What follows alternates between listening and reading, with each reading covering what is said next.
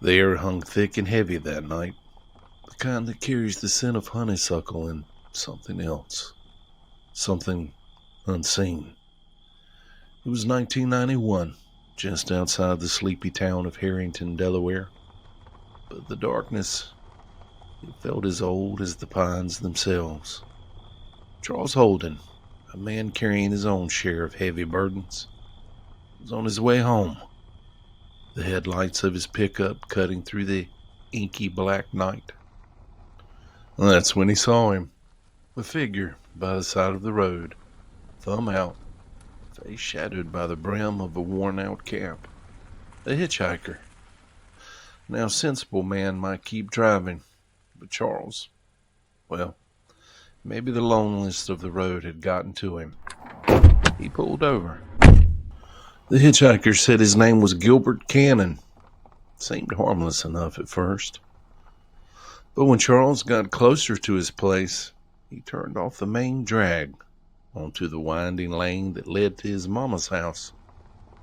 He told Cannon he'd have to let him out. And that's when the air in that cab turned cold, like a sudden draft from an open grave.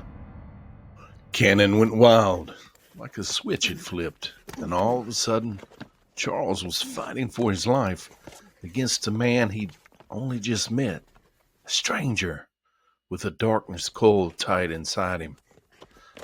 By the grace of something unseen, Charles managed to break free, leaving Cannon by the side of the road, a ragged shadow in the night.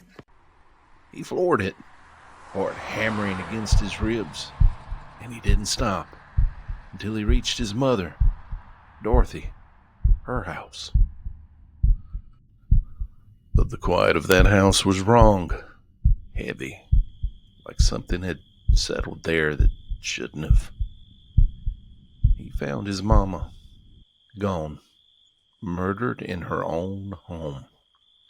And the finger, heavy and accusing, well, it pointed straight at Charles. Money troubles, a recent insurance policy on his mother Dorothy, and that story about the hitchhiker. Well, that sounded like a fever dream to the law. I mean, what were the odds? Years crawled by like the moss on a tombstone. The case grew colder than a winter wind. But time has a way of unearthing secrets buried deep. And in 2005, a sliver of the past, a trace of what was, well, it finally spoke. DNA from the crime scene, a whisper in the vast database of CODIS. It found a name. Gilbert Cannon, the hitchhiker. His story, when they finally caught up to him, was a twist of fate. So bizarre, so darkly improbable. It felt like something conjured up. He admitted it. Said after the fight with Charles, he was just looking for a place to lay his head. Passed by houses that looked lived in. Then he saw Dorothy's.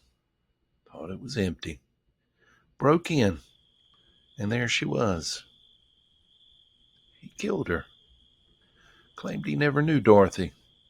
Never knew Charles was her son. A random act of violence.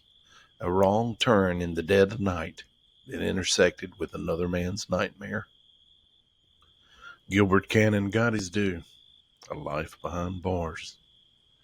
But the chill of that night, the sheer impossible odds of a chance encounter leading a killer to the doorstep of the very family he just crossed, it lingers. A reminder that sometimes the most twisted stories, well, they're the ones that are true. A strange, dark thread woven into the fabric. Testament to the night when a stranger in the dark brought a nightmare to a quiet country road.